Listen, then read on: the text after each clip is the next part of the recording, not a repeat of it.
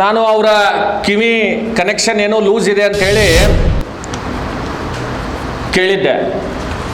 ಆದರೆ ಆ ಸ್ಟೇಟ್ಮೆಂಟನ್ನು ನೋಡಿದ್ರೆ ತಲೆ ಮತ್ತು ನಾಲ್ಗೆ ಕನೆಕ್ಷನ್ನು ಕೂಡ ಲೂಸ್ ಆಗಿದೆ ಅಂತ ಹೇಳಿ ಅನ್ನಿಸ್ತಾ ಇದೆ. ಬಹಳ ಉದ್ವೇಗವಾಗಿ ಮಾತನಾಡೋದ್ರ ಮುಖಾಂತರ ಜನ ಅವರಿಗೆ ಅವಕಾಶ ನೀಡಿರುವಂಥದ್ದು ಈ ಭಾಗದ ಅಭಿವೃದ್ಧಿ ಮಾಡಲಿಕ್ಕೆ.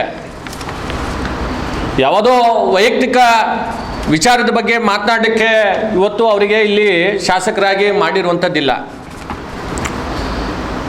ನಮ್ಮ ಬಗ್ಗೆ ಆಗಿರ್ಬೋದು, ಹಿಂದಿನ ಶಾಸಕರಾದಂಥ ಚಂದ್ರಶೇಖರ್ ಪಾಟೀಲ್ ರೇವೂರವ್ರ ಬಗ್ಗೆ ಆಗಿರ್ಬೋದು, ನಮ್ಮ ಕುಟುಂಬದ ಬಗ್ಗೆ ಮಾತಾಡಲಿಕ್ಕೆ ಇವತ್ತು ಅವರು ಶಾಸಕರಾಗಿಲ್ಲ. ಆದರೆ ಅವರಿಗೆ ಜನ ಅವಕಾಶ ಕೊಟ್ಟಿದ್ದು ಈ ಭಾಗ ಅಭಿವೃದ್ಧಿ ಮಾಡಲಿಕ್ಕೆ ಇವತ್ತಿನ ದಿವಸ ಅವಕಾಶವನ್ನು ಕೊಟ್ಟಿರುವಂಥದ್ದು. ಮೆಡಿಕಲ್ ಬಗ್ಗೆ ನಾನು ಏನು ಹೇಳಿದ್ದೀನಿ, ನಿಮ್ಮದು ದುಕಾನಿದೆ, ಲಿಂಗರಾಜ್ ಕಣ್ಣಿಯವ್ರದ್ದು ದುಕಾನಿದೆ.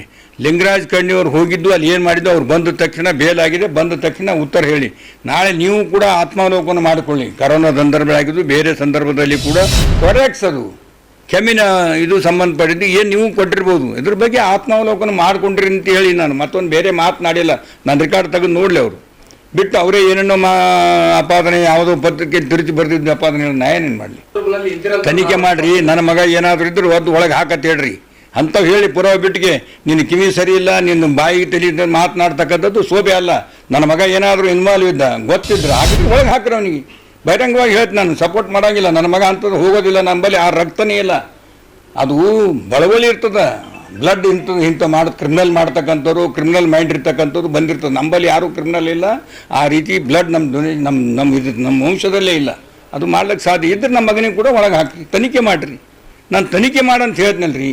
ನಾನೇ ಹೇಳ್ತೀನಿ, CBI ಕೊಡ್ತೀನಿ, ತನಿಖೆ ಮಾಡಿರಿ ಅಂತ ಹೇಳ್ತೀನಿ. ಇನ್ನೇನು ಬೇಕಿದ್ರೆ ಸುಮ್ಮನೆ ಸುಳ್ಳು ಅಪಾದನೆ ಮಾಡ್ತಕ್ಕಂಥದ್ದು ಸರಿಯಲ್ಲ. ಆಂದೋಲನ ಶ್ರೀಗಳಾಗಲಿ ದತ್ತಾತ್ರೇಯ ಪಾಟೀಲರು ಕೂಡ ಹೇಳ್ತೀನಿ, ಈ ರೀತಿ ಪದೇ ಪದೇ ಸುಳ್ಳು ಮಾತುಗಳನ್ನು ಆಡ್ತಕ್ಕಂಥದ್ದು ಸರಿಯಲ್ಲ.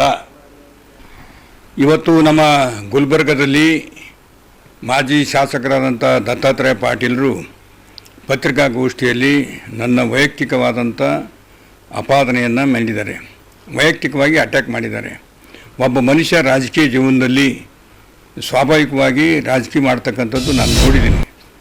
ಉತ್ತರಕ್ಕೆ ಸವಾಲು ಜವಾಬ್ ಕೊಡ್ತಕ್ಕಂಥದ್ದು. ಅದನ್ನು ಬಿಟ್ಟು ನೇರವಾಗಿ ನನ್ನ ಕಿವಿ ಸರಿಯಿಲ್ಲ ಮತ್ತು ತಲೆಗೆ ಮತ್ತು ನಾಲಿಗೆ ಕೂಡ ಕೆಟ್ಟಿದೆ ಹೋಗಿದೆ ಅಂತಕ್ಕಂಥದ್ದು ನೇರವಾಗಿ ಅಪಾದನೆ ಮಾಡಿದ್ದಾನೆ.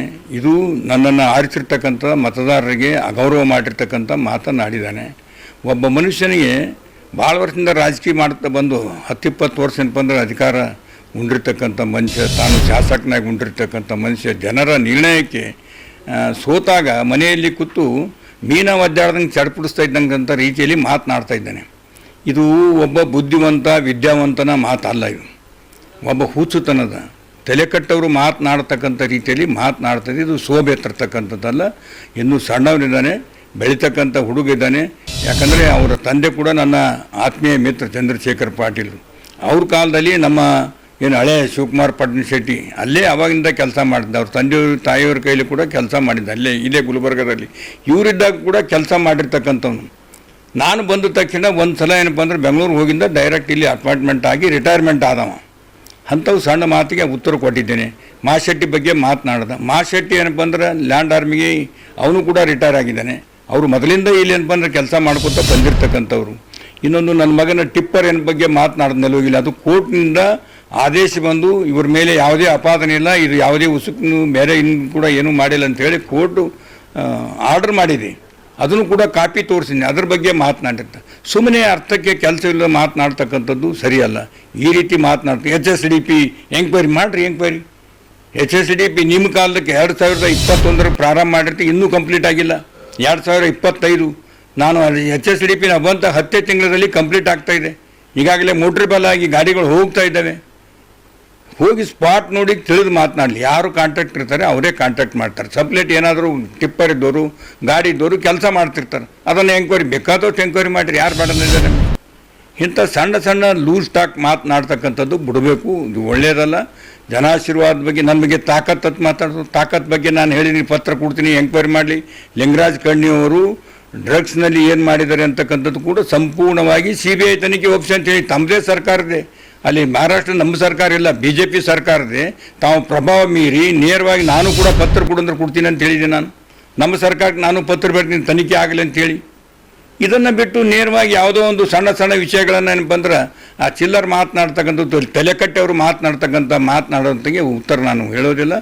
ನಾನು ಇನ್ನೊಮ್ಮೆ ಅವ್ರಿಗೆ ಇಷ್ಟೇ ಹೇಳ್ತೀನಿ, ದಯಮಾಡಿ ತಾವು ಚೆನ್ನಾಗಿ ಮಾತನಾಡೋದಕ್ಕೆ ಕಲ್ಕೋರಿ. ರಾಜಕೀಯ ಬರ್ತದೆ ಹೋಗ್ತದೆ, ಅಧಿಕಾರ ಬರ್ತದೆ ಹೋಗ್ತದೆ. ಮನುಷ್ಯತ್ವದಲ್ಲಿ ಮಾನವೀಯತೆಯಿಂದ ಮಾತನಾಡ್ತಕ್ಕಂಥದ್ದು ಭಾಳ ಮುಖ್ಯ. ಅದನ್ನು ಕಲ್ಕೋಬೇಕಂತೇಳಿ ಈ ಮೂಲಕ ಅವರಿಗೆ ಹೇಳ್ತೀನಿ.